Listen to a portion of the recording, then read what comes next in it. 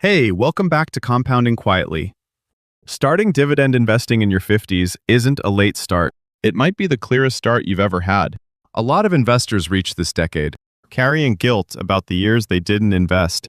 That guilt is understandable, but it's also the wrong place to begin. Let's actually look at this clearly. The question that follows a lot of investors into their 50s sounds something like this. Did I miss the window? They watch peers who retired early. They read about dividend investors in their 30s. They run the numbers on what their portfolio might be worth today if they had started at 25. And then they feel behind.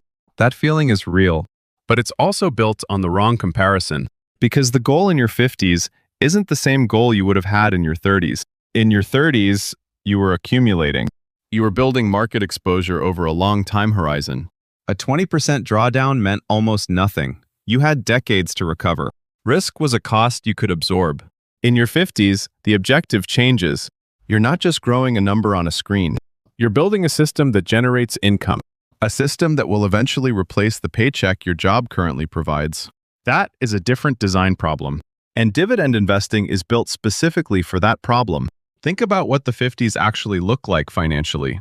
For many people, this is the highest earning decade of their career. The mortgage may be closer to paid off. The major expenses of earlier decades are starting to thin out. For the first time in years, there's real capacity to direct money towards something that compounds over time. That's not a disadvantage. That's leverage. But here's what often gets in the way. Most people in their 50s don't delay because of a strategy problem. They delay because of a feeling.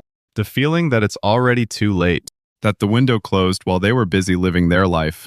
That feeling has a texture.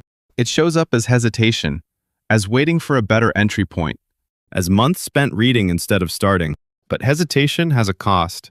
Every month you wait to start a dividend position is a month. That income stream doesn't begin, and the dividend stream, once it starts, grows with or without your encouragement. The problem isn't that you didn't start earlier. The problem is waiting for the version of yourself that started earlier to show up. That version isn't coming. What's available is the version that starts today.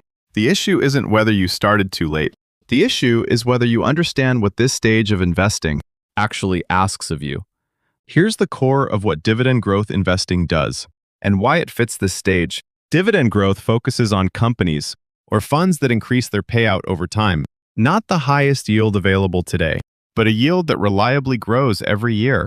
The distinction sounds minor, but over 10 to 15 years, it changes the entire outcome. Take an investor who starts at 52 with a fund yielding 3% today.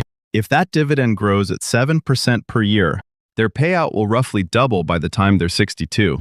What began as a 3% yield on their original investment effectively becomes 6%. And the compounding doesn't stop there.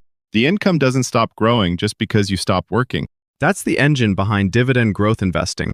Now here's the mistake many investors make when they start in their 50s. They feel urgency. And urgency often leads to yield chasing. They see a fund paying 7, 8, even 9% in annual distributions, and the math looks compelling. More income, faster. But high headline yield often comes with a cost that doesn't appear in that number. Some high-yield funds pay out more than the underlying assets are actually earning. When that happens, the fund is essentially returning your own capital as income. You receive a payment, but the value of what you hold quietly shrinks. Over 5 or 10 years, that means receiving consistent income, while your actual asset base slowly erodes. That's not compounding. That's a slow drawdown dressed up as a dividend. The more durable path moves in the opposite direction. Start with a lower yield, accept a smaller income today, but hold a position that grows its income year after year. The investor who does this doesn't feel the impact in year 1. They feel it in year 5, and powerfully in year 10. The patience required is real, but so is the outcome. This is where the income coverage ratio becomes the right way to measure progress, not portfolio value, not current yield. The income coverage ratio measures how much of your actual monthly expenses your dividend income currently covers. When you start at 52, that ratio might be 5%, maybe 10%, but each year the dividend grows. And each year you add to your position, that ratio moves. When it reaches 30%, you have real coverage. When it reaches 60%, the retirement picture starts to shift. When it approaches 100%, the paycheck becomes optional, not in theory, but in practice. The goal isn't to hit 100% before you retire. The goal is to have it moving consistently in that direction. That's what dividend growth investing builds. Not a single event, a trajectory. One more thing that works in favor of the investor who starts in their 50s. You're not trying to time the market. You're building a system. A fixed amount, a fixed schedule, and a clear set of criteria. Dividend growth funds with consistent payout histories. Funds built on underlying cash flow, not debt, not return of capital tricks. When that system runs on a regular schedule, it removes the biggest risk for the late start investor. Not poor performance. Hesitation, waiting for the right entry point, costs more time than a bad entry point ever would. The consistent investor rarely outperforms the perfect timer, but they outperform the hesitant investor almost every time. Most investors in their 50s aren't struggling with bad decisions. They're struggling with delayed ones. Back to the question this video started with, is it too late? The income coverage ratio answers that more clearly than any age comparison. If your ratio is at 0% today, you're at the starting line, and the starting line doesn't close when you turn 50. The investor who steps onto it today has a shorter runway, but they're on the track. The thing about starting dividend investing in your 50s is this.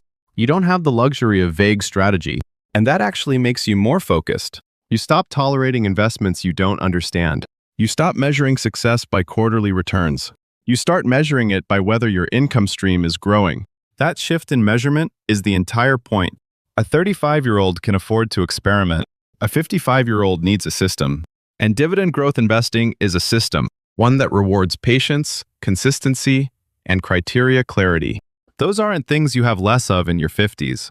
For most investors, they're things you finally have enough of. There's also a clarity that comes with this stage that younger investors simply don't have. You know what you need your money to do. Not in theory, in practice. You've watched enough market cycles to stop being surprised by volatility. You understand what it feels like to hold through a difficult period, and you understand that a growing income stream looks the same after a correction. It didn't shrink just because the price did. The dividend doesn't care about the headline. It arrives because the underlying business earned it. That reliability is worth more to a 55-year-old than it is to a 35-year-old. Not because it performs better, because you finally understand what you're actually buying.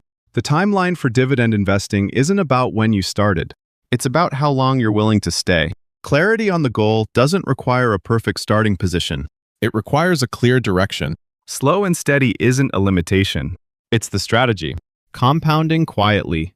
Slow, steady wealth building. If this helped, subscribe and leave a like. Everything here is for informational purposes only. All final decisions and responsibilities remain with you. Thanks for spending time with Compounding Quietly today.